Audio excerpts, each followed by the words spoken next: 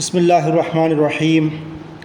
അൽഹംദുലില്ലാ അസ്സലാത്തു വസ്സലാമു അലാ റസൂലിൽ അമീൻ വ അലാ ആലിഹി വസഹ്ബിഹി അജ്മഈൻ. അമ്മാ ബഅദ്. അസ്സലാമു അലൈക്കും വറഹ്മത്തുള്ളാഹി വബറകാതുഹു.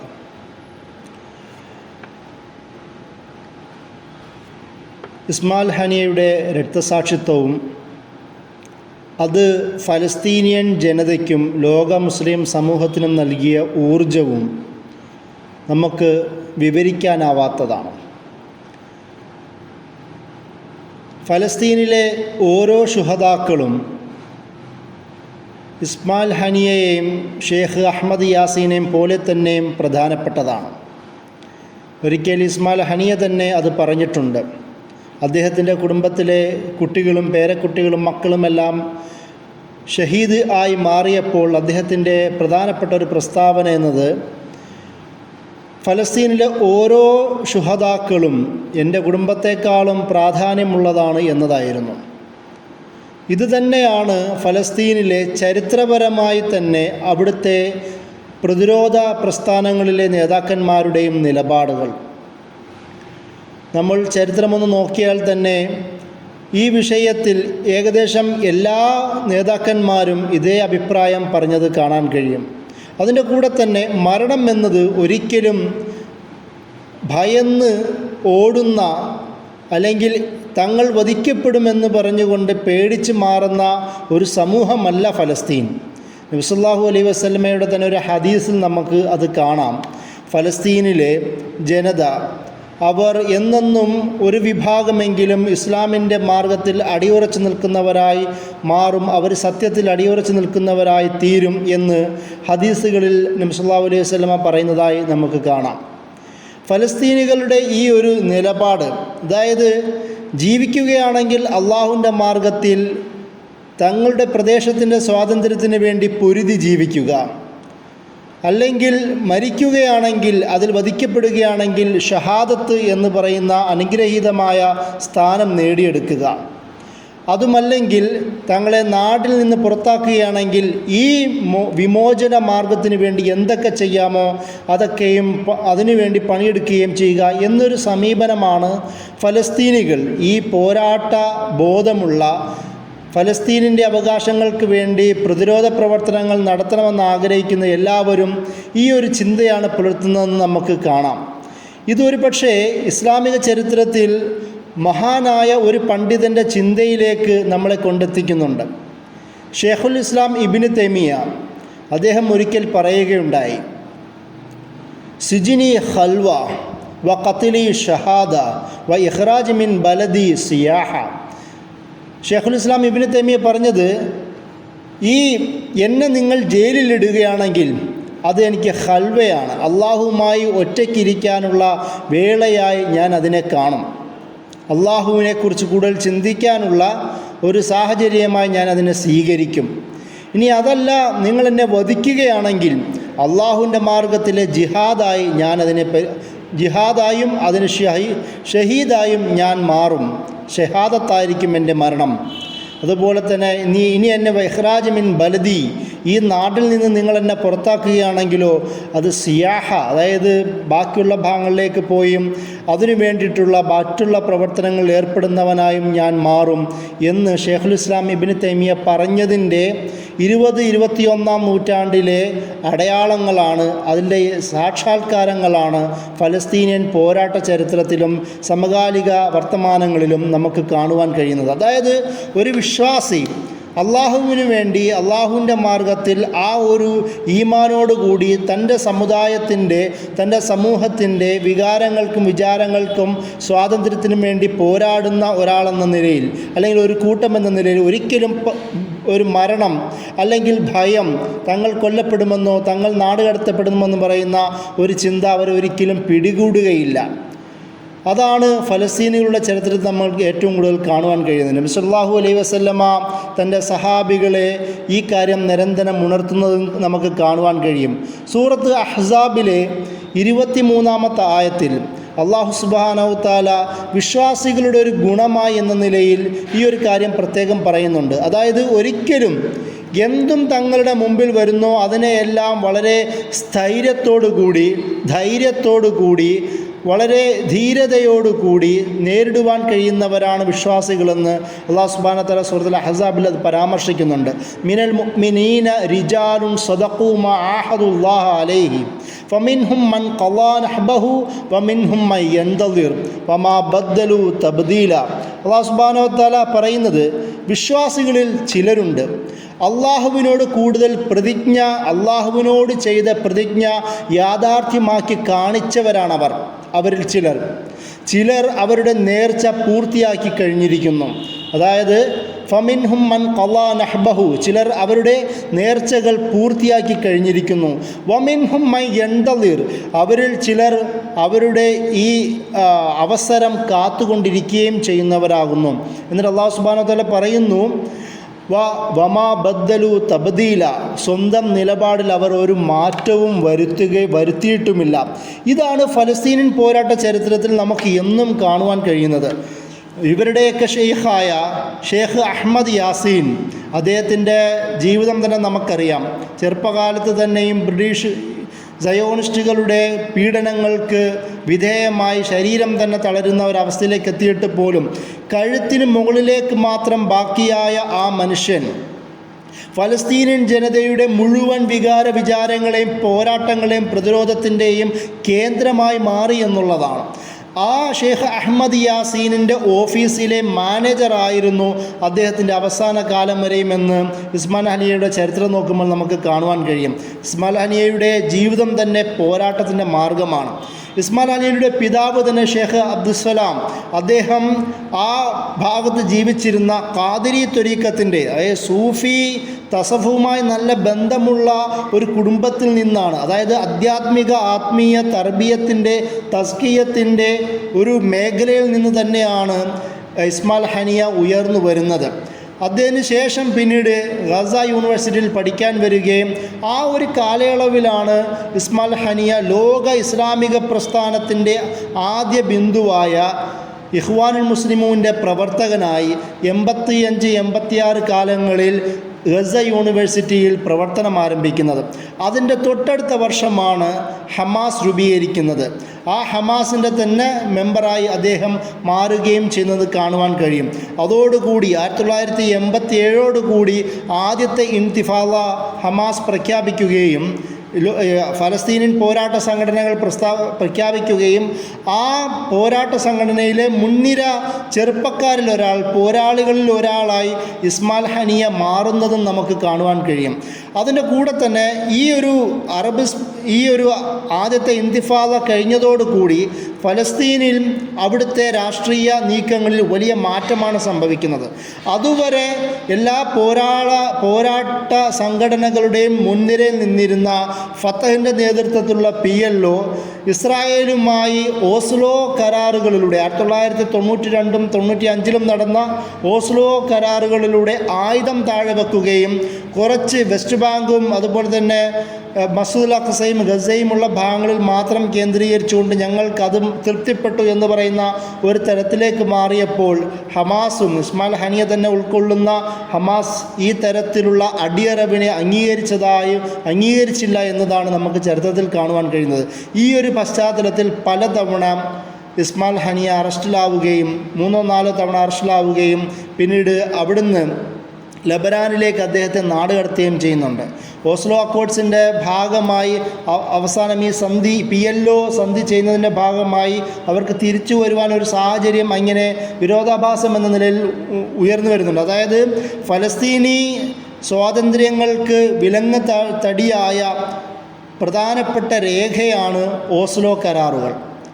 ഇന്നും ഫലസ്തീനികളെ ഏറ്റവും കൂടുതൽ പ്രയാസപ്പെടുത്തുന്ന കരാറാണ് ഓസ്ലോ കരാർ. അതായത് വെസ്റ്റ് ബാങ്കിൻ്റെ മുഴുവൻ സംരക്ഷണം, അവിടുത്തെ സായുധ, അവിടുത്തെ സെക്യൂരിറ്റി മുഴുവൻ ഇസ്രായേലിൻ്റെ കയ്യിലേക്ക് എത്തിച്ചു കൊടുക്കുന്ന കരാറായിരുന്നു യഥാർത്ഥത്തിൽ ഓസ്ലോ കരാർ. എന്നാൽ അതിൻ്റെ ഒരു ഔട്ട്കം എന്ന നിലയിൽ അതുവരെ ഫലസ്തീനിൽ നിന്ന് പുറത്താക്കപ്പെട്ട തടവുപുള്ളികളെയും എല്ലാവരും തിരിച്ചു കൊണ്ടുവരിക എന്ന് പറയുന്ന ഒരു അവസരവും കൂടി ലഭിച്ചായിരുന്നു. അതിൻ്റെ ഭാഗമായിട്ട് അദ്ദേഹത്തിന് തിരിച്ചു വരാൻ കഴിയുന്നുണ്ട്. എന്നാൽ പോലും ഓസ്ലോ അക്കോർഡ്സിനെ ഇന്നും ഹമാസ് ഒരു പരാജയമായിരുന്നു എന്ന് തന്നെ വിലയിരുത്തുന്നുണ്ട്. കാരണം അതിനുശേഷം ഇപ്പോഴും എന്തൊക്കെ ബുദ്ധിമുട്ടുണ്ടായെങ്കിൽ പോലും ഗസ ഒരു തരത്തിൽ സുരക്ഷിതരായിരുന്നു ഒരു കാലഘട്ടം വരെയെങ്കിലും, അതായത് ഈ അറ്റാക്കിന് മുമ്പ് വരെയെങ്കിലും. പക്ഷേ വെസ്റ്റ് ബാങ്കിൽ എന്നും ദിവസേന ഇസ്രായേൽ സേന അതിക്രമിച്ച് കയറുകയും ആരെങ്കിലെയും വധിക്കുകയും ആരെങ്കിലുമെങ്കിലും പിടിച്ചുകൊണ്ട് ജയിലിലേക്ക് പോവുകയും സ്ത്രീകളെ ഉപദ്രവിക്കുകയും ചെയ്യുന്ന കഥ ദൈനംദിന വാർത്തകളിൽ നമുക്ക് കാണുവാൻ കഴിയും. പക്ഷേ ഗസയിൽ ഉണ്ടായിരുന്നില്ല. അതിന് പ്രധാന കാരണം ഈ ഓസ്ലോ അക്കോർഡ്സ് ആയിരുന്നു. ഞാൻ പറഞ്ഞു വരുന്നത്, ഈ കരാറുകൾക്ക് ഇടയിലും അതിനെ തന്നെയും അതിജയിച്ചുകൊണ്ടാണ് ഇസ്മായിൽ ഹനിയെ പോലുള്ള ഒരു നേതാവിൻ്റെ വളർച്ച തന്നെ. അങ്ങനെ 2000-ൻ്റെ ആദ്യത്തോടടുക്കുമ്പോൾ ഹമാസിൻ്റെ ഒരു പ്രതിരോധ പ്രവർത്തനം എന്നതിനേക്കാളും അപ്പുറം ഹമാസിൻ്റെ ചരിത്രത്തിൽ ഒരു മുഖ്യധാര രാഷ്ട്രീയത്തിൻ്റെ രംഗപ്രവേശം അനിവാര്യമാണ് എന്ന് ചിന്തിക്കുകയും നേതൃത്വത്തോട് സമർത്ഥിക്കുകയും ചെയ്ത ആളാണ് ഇസ്മായിൽ ഹനിയ. പക്ഷേ അത് ആദ്യകാലങ്ങളിൽ ആദ്യത്തെ ഇദ്ദേഹത്തിൻ്റെ അഭിപ്രായങ്ങൾ അത് ഗൗനിച്ചിരുന്നില്ല, അല്ലെങ്കിൽ അതിൻ്റെ ഒരു പ്രാധാന്യം ഇപ്പോഴുണ്ടോ എന്ന രീതിയിൽ ഹമാസിന് നേതൃത്വം ആലോചിച്ചിരുന്നില്ല, അല്ലെങ്കിൽ അത് പിന്നീട് മാറ്റിവെക്കുകയാണ് ചെയ്തത്. അങ്ങനെയാണെങ്കിൽ പോലും 2000-ങ്ങൾക്ക് ശേഷം ആ ഒരു ചിന്ത ശക്തമാവുന്നുണ്ട്. ആ ഒരു പശ്ചാത്തലത്തിലാണ്, അതായത് ഇസ്മായിൽ ഹനിയ ഹമാസിൻ്റെ നേതൃത്വത്തോട് ഏറ്റവും കൂടുതൽ അടുക്കുന്ന സമയമായിരുന്നു ആ കാലഘട്ടം. ആ ഒരു സമയത്താണ് ഇസ്മായിൽ ഹനിയ ഷെയ്ഖ് അഹമ്മദ് യാസീൻ്റെ ഓഫീസിലെ മാനേജറാവുന്നത്. ആ ഒരു കാലഘട്ടത്തിലാണ് 2004-ൽ സുബഹി നമസ്കാരത്തിന് ശേഷം അദ്ദേഹം ഷഹീദാവുന്നത്, ഷെയ്ഖ് അഹമ്മദ് യാസീൻ. ആ ഒരു അറ്റാക്കിൽ ഇസ്മായിൽ ഹനിയയ്ക്കും ചെറുതായി പരിക്കേൽക്കുന്നത് നമുക്ക് കാണുവാൻ കഴിയും. ഈ ഒരു മാറ്റം അതിനുശേഷം പിന്നീട് നമുക്ക് കാണുവാൻ കഴിയും. ഇദ്ദേഹത്തിൻ്റെ രാഷ്ട്രീയ കാഴ്ചപ്പാടുകൾ ഹമാസ് അംഗീകരിക്കുകയും 2005-2006 കാലങ്ങളിൽ ശക്തമായ രാഷ്ട്രീയ പ്രവർത്തനങ്ങൾ തുടങ്ങുകയും അങ്ങനെ 2006-ൽ മുഴുവൻ ഫലസ്തീനിൽ ഇലക്ഷൻ ഉണ്ടാവുകയും അതിൽ ബഹുഭൂരിപക്ഷം വോട്ടോടുകൂടി ഹമാസ് വിജയിക്കുകയും ചെയ്യുന്നത് കാണാം. അതിന് പ്രധാനിയായി ആ ചിന്തയുടെ പ്രധാന പിന്നണി പോരാളി എന്ന നിലയിൽ ഇസ്മായിൽ ഹനിയ തന്നെയായിരുന്നു മുമ്പിലുണ്ടായിരുന്നത്. അതുകൊണ്ട് തന്നെ അദ്ദേഹം തന്നെ ആ ഭരണകൂടത്തിൻ്റെ പ്രധാനമന്ത്രിയായും തിരഞ്ഞെടുക്കപ്പെടുകയുണ്ടായി 2006-ൽ. പക്ഷേ അവിടെ ഹമാസിനിടയ്ക്കും ഫത്തഹിൻ്റെയും ഇടയിൽ ഇസ്രായേലിൻ്റെയും അമേരിക്കയുടെയും ഇടപെടൽ ഉണ്ടാവുകയും ഇവർക്ക് തമ്മിൽ വിള്ളലുണ്ടാവുകയും ചെയ്യുന്നുണ്ട്. അതിൽ പ്രധാന കാരണം അതുവരെയും PLOയുടെ നേതൃത്വത്തിലുള്ള അല്ലെങ്കിൽ ഫത്തഹിൻ്റെ നേതൃത്വത്തിലുള്ള പലസ്തീനിയൻ അതോറിറ്റി PAക്ക് വിദേശ രാഷ്ട്രങ്ങളിൽ നിന്നുള്ള അമേരിക്കയോ UN അടക്കമുള്ള ഒരുപാട് പാശ്ചാത്യ രാഷ്ട്രങ്ങൾ ഫണ്ട് നൽകുമായിരുന്നു.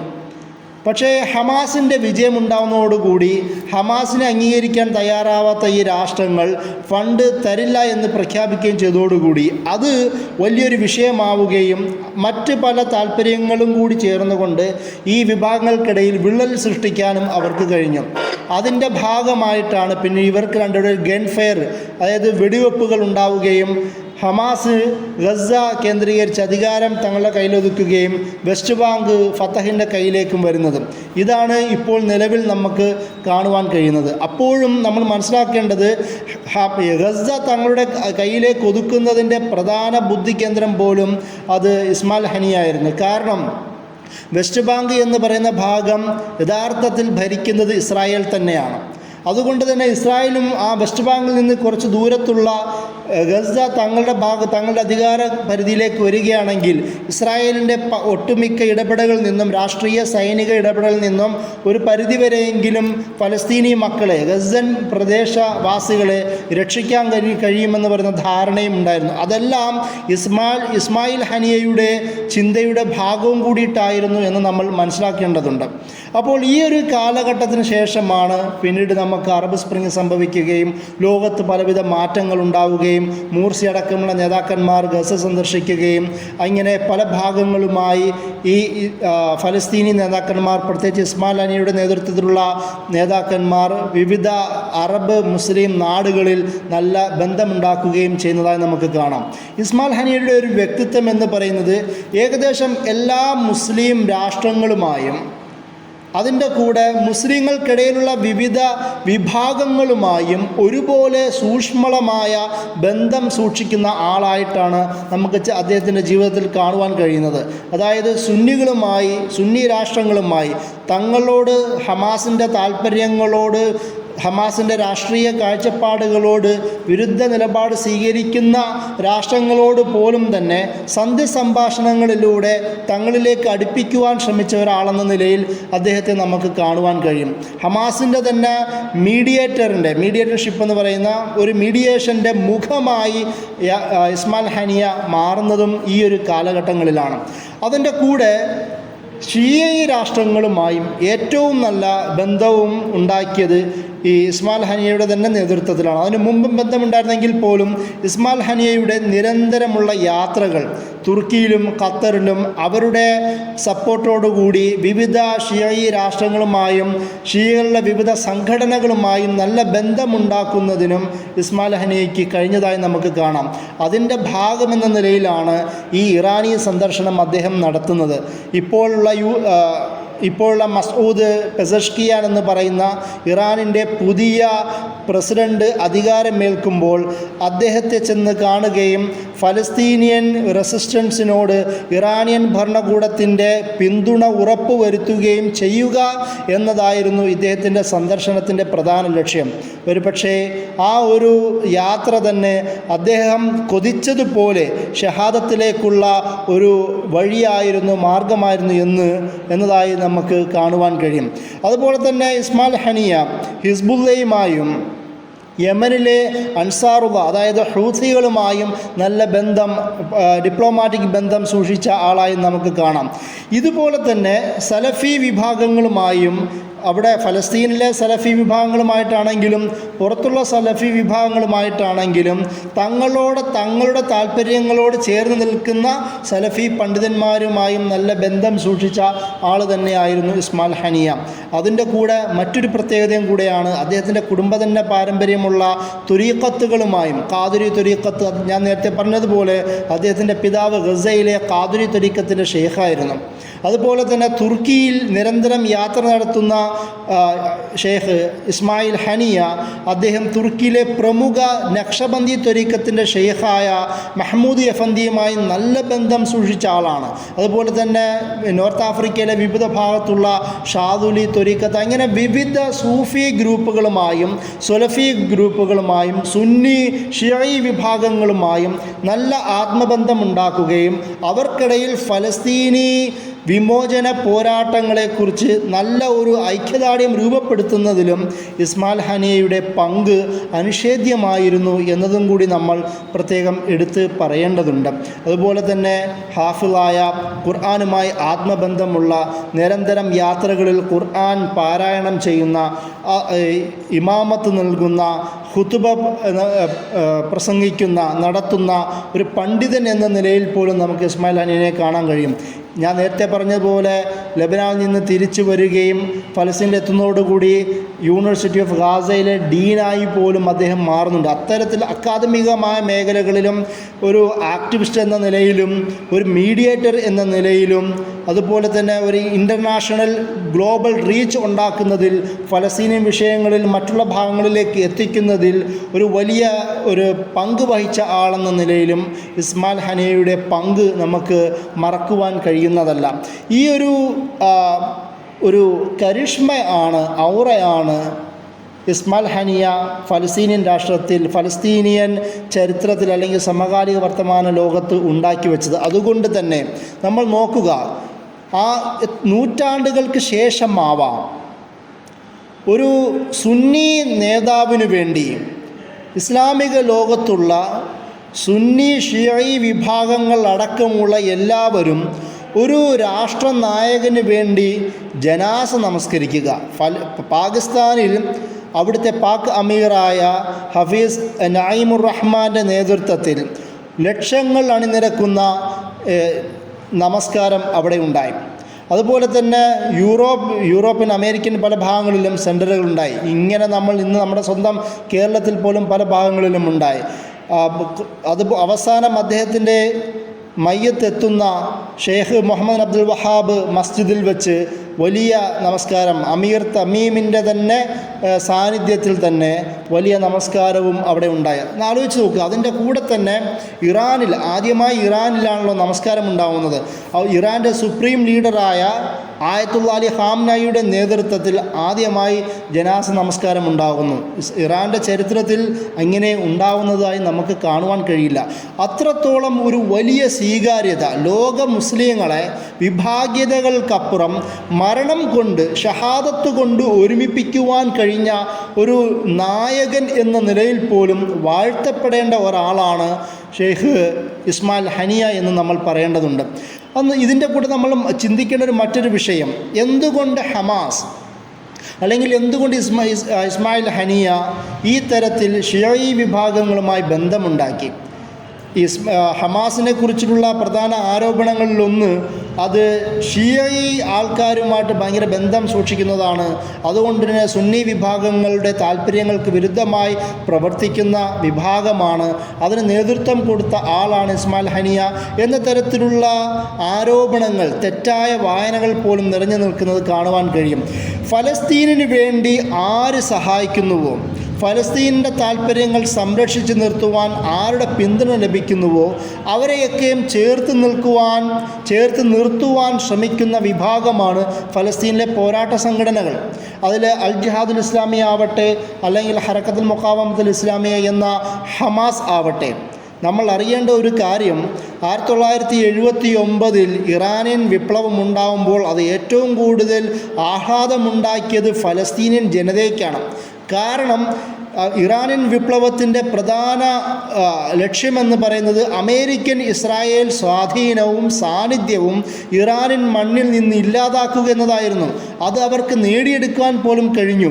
പക്ഷേ മറ്റ് പല രാഷ്ട്രീയ വിഷയങ്ങളും പുറകിലുണ്ടെങ്കിൽ പോലും നിലവിലും ഇറാൻ എന്നത് അമേരിക്കൻ ഇസ്രായേൽ വിരുദ്ധ ചേരിയിലാണ്. അതുകൊണ്ട് തന്നെയാണ് ഈ ഇറാനുമായും ഇറാൻ്റെ സഖ്യകക്ഷികളായ രാഷ്ട്രങ്ങളുമായും ഇറാൻ്റെ സഹായത്തോടുകൂടി പ്രവർത്തിക്കുന്ന അല്ലെങ്കിൽ പിന്തുണയുള്ള അൻസാറുല്ലാഹ് ഹൂത്തികളുമായോ ഹിസ്ബുള്ളയുമായും ഹമാസ് നല്ല ബന്ധത്തിലുള്ളത്. ഫലസ്തീനിയൻ വിമോചന പോരാട്ടങ്ങൾക്ക് കൂടെ നിൽക്കുന്നവർ ആരുണ്ടോ അവരുടെ കൂടെയാണ്.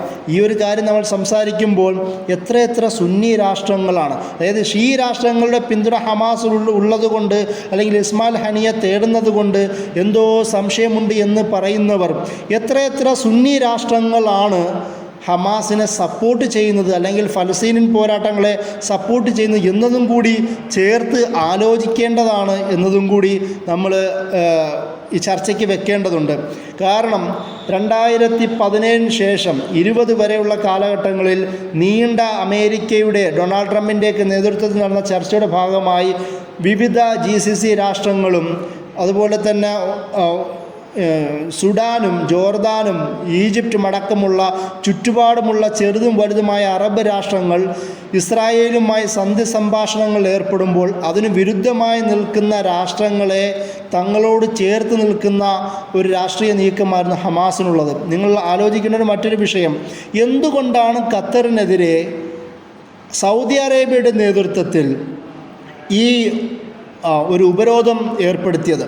ഇനി പ്രധാന കാരണം ഖത്തർ അൽ ജസീറ ആ ചാനൽ ഉപയോഗിച്ചുകൊണ്ട് ഇസ്രായേൽ അമേരിക്കൻ വിരുദ്ധമായ ഒരു ഇമേജ്, ഒരു കവറേജ് ഉണ്ടാക്കാൻ ശ്രമിക്കുന്നു എന്നത്. രണ്ടാമത് ഹമാസിനെ സപ്പോർട്ട് ചെയ്യുന്നു എന്നുള്ളത്. മൂന്നാമത് ഫലസ്തീനിയൻ വിഷയങ്ങൾ കൂടുതൽ ഇടപെടുന്നത് അത് ഈ പറയുന്ന രാഷ്ട്രങ്ങൾക്ക് ഇസ്രായേലുമായി ബന്ധമുണ്ടാക്കുന്നതിൽ തടയിടയുണ്ടാക്കും എന്നതുകൊണ്ടും ഷെയ്ഖ് യൂസുഫുൽ ഖർളാവി ഹമാസിൻ്റെയും ഇഖ്വാൻ്റെയും ഖത്തർ ഇമാറത്തിൻ്റെ തന്നെ ഒരു ആത്മീയ ഗുരുവായ ഷെയ്ഖ് യൂസുഫുൽ ഖർളാവിയുടെ സ്വാധീനവും സാന്നിധ്യവും ഇതെല്ലാം മറ്റു പല വിഷയങ്ങളും കൊണ്ടാണ് സൗദി അറേബ്യയുടെ നേതൃത്വത്തിൽ ഖത്തറിനെതിരെ ഈ ഉപരോധം പോലും നടത്തിയത്. എന്നിട്ട് പോലും നോക്കുക, ഖത്തർ ഈ വിഷയത്തിലൊന്നും ചെവിക്കൊള്ളാതെ അവസാനം വരെയും ഇപ്പോൾ നിലവിലും ഹമാസിനെയും ഫലസ്തീനിയൻ വിചാരങ്ങൾക്കും നേതൃത്വം കൊടുക്കുകയും ഐക്യദാർഢ്യം പ്രഖ്യാപിക്കുകയും ഈ ഒക്ടോബർ 7 ശേഷമുള്ള സംഭവവികാസങ്ങളിൽ ഫലസ്തീനികൾക്കൊപ്പം നിൽക്കുകയും ഈ വിഷയങ്ങളിൽ ഫലസ്തീനികളുടെ മീഡിയേറ്ററായി ഖത്തർ മാറുകയും ചെയ്തു.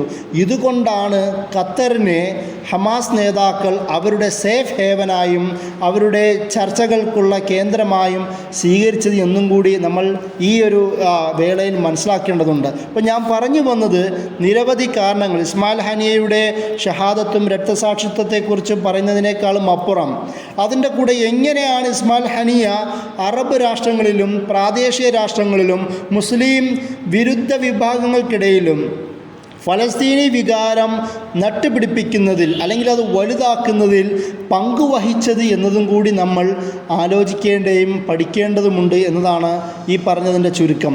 അദ്ദേഹം എപ്പോഴും പറയാറുള്ള ഒരു കാര്യം, എനിക്ക് ഷഹാദത്ത് വരിക്കണം.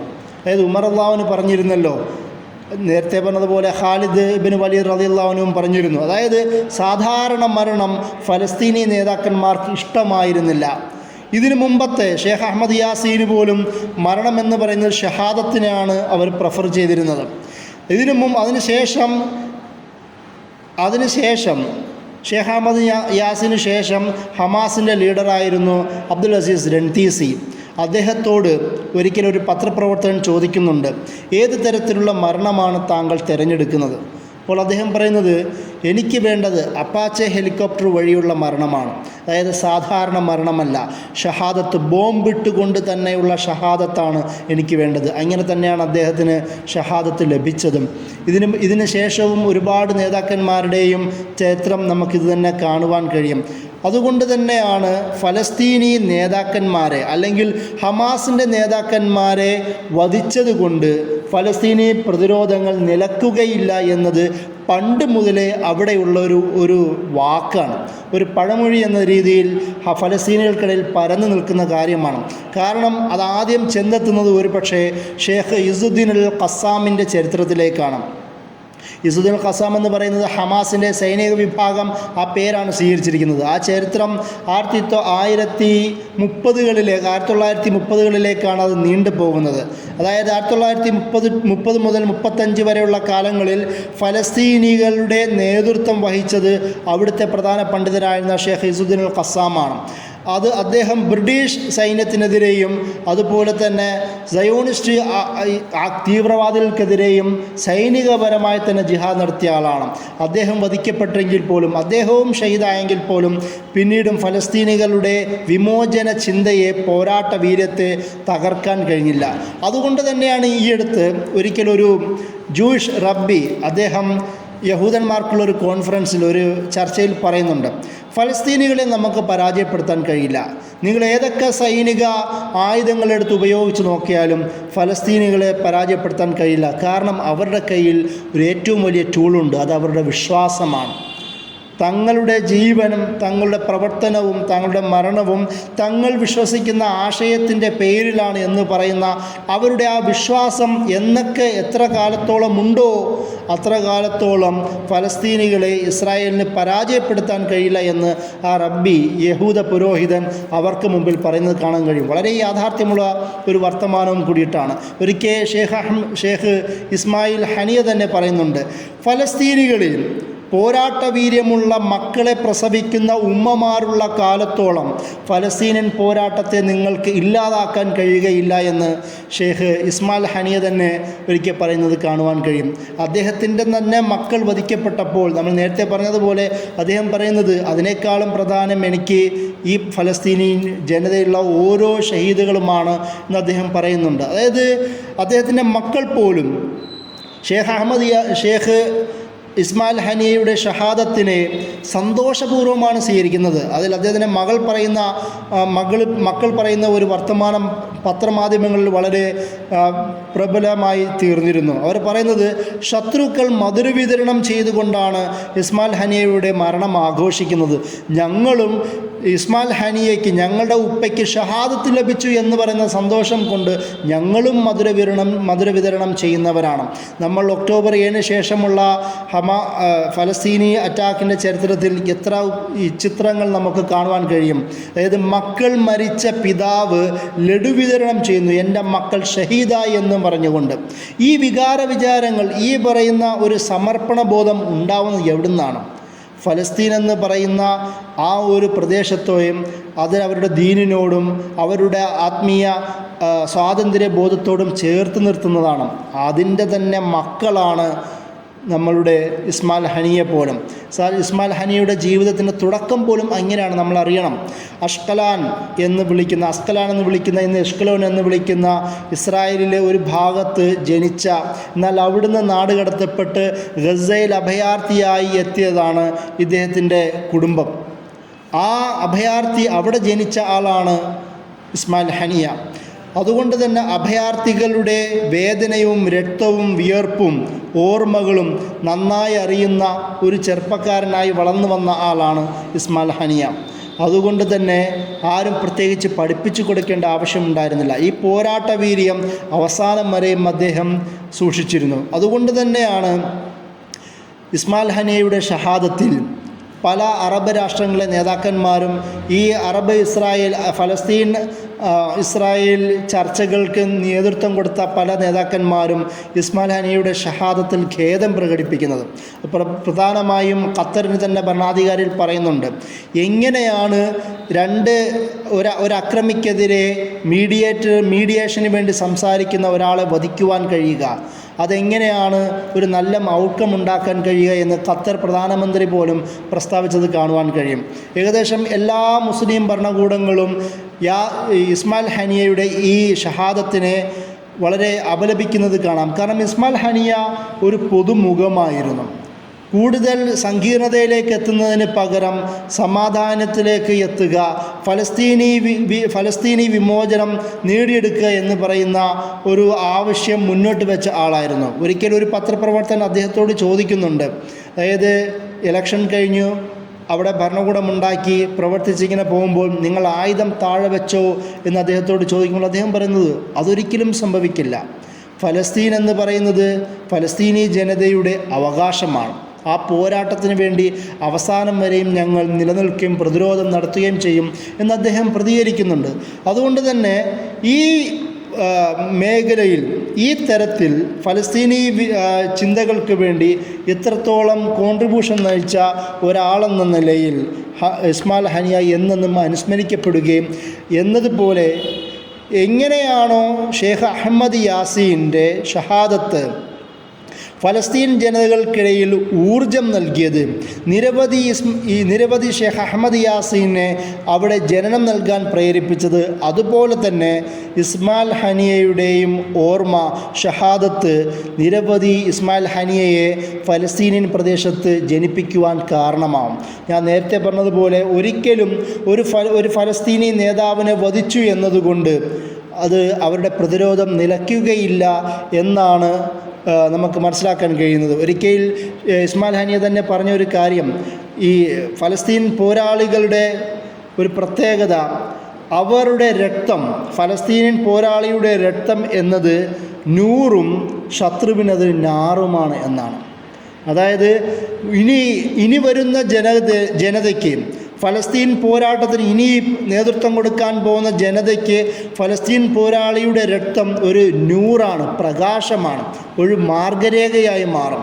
എന്നാൽ അതേസമയം തന്നെ ഫലസ്തീനിയൻ പോരാളിയുടെ രക്തം ശത്രുവിന്, സയോണിസ്റ്റ് എൻഡിക്ക് അത് നാറാണ്, അത് തീയാണ്, അത് നരകമാണ് എന്ന് അദ്ദേഹം പറയുന്നത് കാണുവാൻ കഴിയും. ഈ തരത്തിൽ ഏറ്റവും നല്ല സുന്ദരമായ ഭാഷയിൽ ജനതയെ ഫലസ്തീനിയൻ വികാരത്തോട് ചേർത്ത് വെക്കുവാൻ കഴിഞ്ഞ ഒരാളെന്ന നിലയിലും നമുക്ക് ഇസ്മായിൽ ഹനിയയുടെ ജീവിതത്തെ വായിക്കുവാൻ കഴിയും.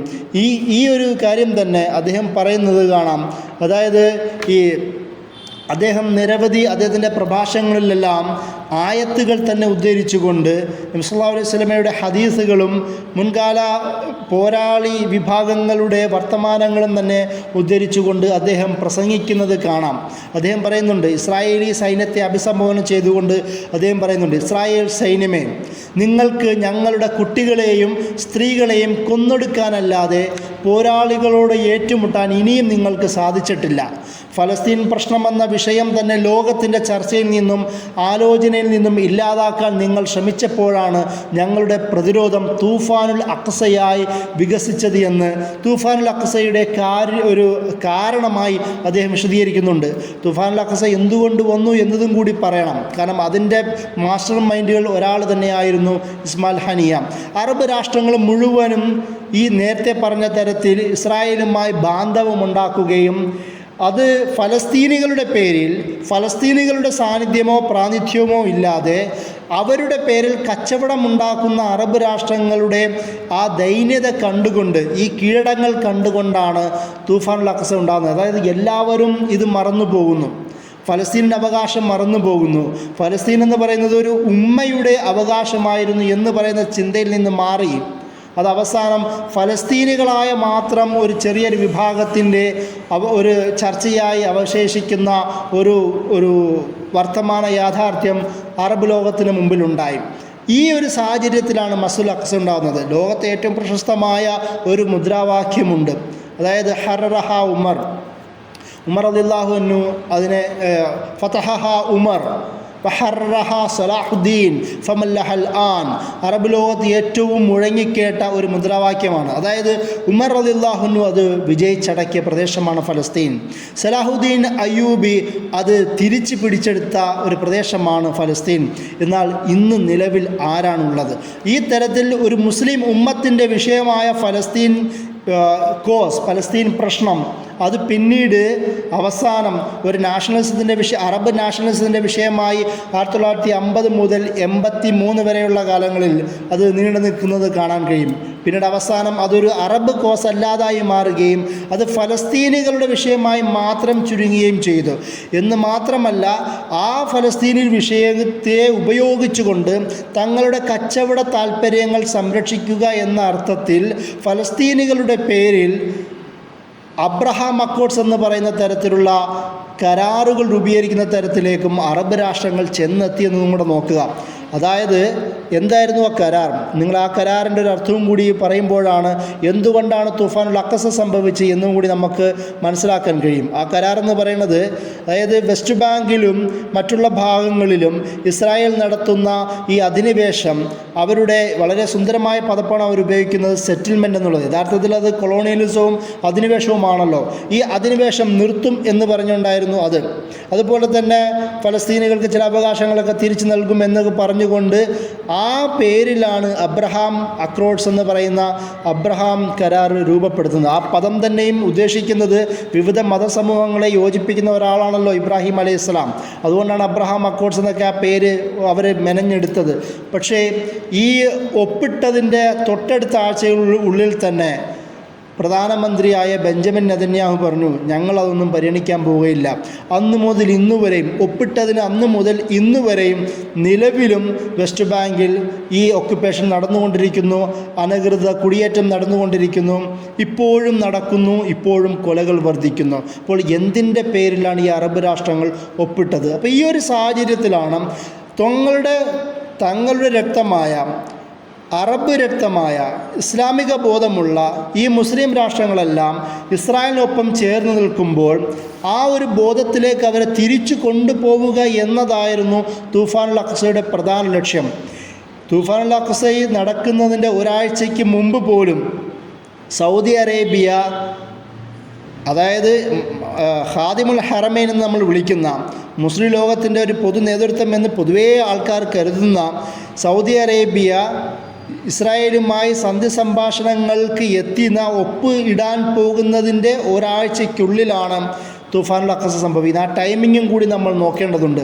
അതോടുകൂടി സൗദി അറേബ്യ പിൻവലിയുകയും പിന്നീട് ഫലസ്തീനു വേണ്ടി സംസാരിക്കുന്ന ഒരു വിഭാഗമായി മാറുകയും ചെയ്യുന്നു. പക്ഷേ ഇപ്പോഴും സൗദി അറേബ്യ എന്നാൽ പോലും നോർമലൈസേഷൻ എന്ന് പറയുന്നത് തങ്ങളുടെ അജണ്ടയാണ് എന്ന തരത്തിൽ പരോക്ഷമായ ചില സൂചനകൾ പോലും നൽകുന്നത് നമുക്ക് കാണാം. അതായത് അറബ് രാഷ്ട്രങ്ങളെല്ലാം കൈയൊഴിഞ്ഞ ലോകത്താണ് ഇസ്മായിൽ ഹനിയയുടെയും സഖാക്കളുടെയും നേതൃത്വത്തിൽ തൂഫാനുൽ അഖ്സ ഉണ്ടാക്കുന്ന ആ ഒരു തരത്തിൽ ലോക ശ്രദ്ധയിൽ ഹമാസ് എന്ന സംഘടനയുടെ ശക്തി ഉപയോഗിച്ചുകൊണ്ടും അതുപോലെ തന്നെ അൽ ജിഹാദുൽ ഇസ്ലാമി എന്ന് പറയുന്ന മറ്റുള്ള പോരാട്ട സംഘടനകളുടെ പിന്തുണയോടുകൂടി ലോക സമൂഹത്തിന് മുമ്പിൽ ഫലസ്തീനിയൻ ജനത എന്നത് ഇവിടെ ജീവിച്ചിരിപ്പുണ്ട്, അവർ പീഡനം അനുഭവിക്കുന്നുണ്ട്, അവർക്ക് അവകാശം വേണ്ടതാണ്, അവരും മറ്റുള്ള പല രാഷ്ട്രങ്ങളെയും സംഘടനകളെയും ജനങ്ങളെയും പോലെയും ഞങ്ങളും ഇതുപോലെ ഈ അവകാശങ്ങൾക്ക് അർഹരാണ് എന്നുള്ള ബോധം നൽകുന്ന ഒരു സംഭവമായിരുന്നു തൂഫാനുൽ അഖസ. ആ തൂഫാനുൽ അഖസയുടെ നേതൃത്വം വഹിച്ചത് ഇസ്മായിൽ ഹനിയ തന്നെയായിരുന്നു എന്നതും കൂടി നമ്മൾ മനസ്സിലാക്കേണ്ടതുണ്ട്. അപ്പോൾ ഈ തരത്തിലുള്ള ഓർമ്മകളാണ് ഇസ്മായിൽ ഹനിയയുടെ ജീവിതത്തിലുള്ളത്. അതുകൊണ്ട് തന്നെ ഇനി വരും കാലങ്ങളിൽ എങ്ങനെയായിരുന്നു ഇസ്മായിൽ ഹനിയ തൻ്റെ സംഘടനയ്ക്കും തൻ്റെ ജനതയ്ക്കും വേണ്ടി പ്രവർത്തിച്ചത്, അത് തന്നെയും നമുക്ക് ഇനിയും കാണാവുന്നതാണ്. നേരത്തെ പറഞ്ഞതുപോലെ ഫലസ്തീനികൾ ഒരിക്കലും മുട്ടുമടക്കുകയില്ല. ഫലസ്തീനൻ തെരുവുകളിൽ എഴുതി വച്ചിരിക്കുന്ന ഒരു ഹദീസുണ്ട്, മുഹമ്മദിൻ്റെ ഖൗം ഒരിക്കലും ഒരാളുടെ മുമ്പിലും, മുഹമ്മദ് നബി സല്ലല്ലാഹു അലൈഹി വസല്ലമയുടെ സമൂഹം, നബി സല്ലല്ലാഹു അലൈഹി വസല്ലമയെ അംഗീകരിക്കുന്ന സമൂഹം ഒരാളുടെ മുമ്പിലും മുട്ടുമടക്കുകയില്ല എന്ന് ഫലസ്തീൻ തെരുവുകൾ എഴുതി വെക്കുന്നുണ്ട്. അതുകൊണ്ട് തന്നെ ആ പോരാട്ട വീര്യം എന്നെന്നും അവസാനിക്കും. ഇസ്മായിൽ ഹനിയയുടെ ഓർമ്മകൾ അപ്പോഴും ബാക്കിയാവും. ഇനിയും നിരവധി ഹനിയകൾ ഷെയ്ഖ് അഹമ്മദ് യാസീൻ ഉണ്ടായതുപോലെ, നിരവധി അഹമ്മദ് യാസീൻ ഉണ്ടായതുപോലെ ഇനിയും നിരവധി ഹനിയകൾ ഉണ്ടാവുകയും ഈ പോരാട്ട വീര്യം എന്നെന്നും അവസാനിക്കുകയും ചെയ്യും. അതിൻ്റെ ഏറ്റവും അവസാനത്തെ അടയാളമാണ് അദ്ദേഹത്തിൻ്റെ ഷഹാദത്ത് എന്ന് പറഞ്ഞുകൊണ്ട് ഞാൻ എൻ്റെ വാക്കുകൾ അവസാനിപ്പിക്കുന്നു. വാഹൃദവാന അൽഹംദുലില്ലാഹി റബ്ബിൽ ആലമീൻ. അസ്സലാമു അലൈക്കും.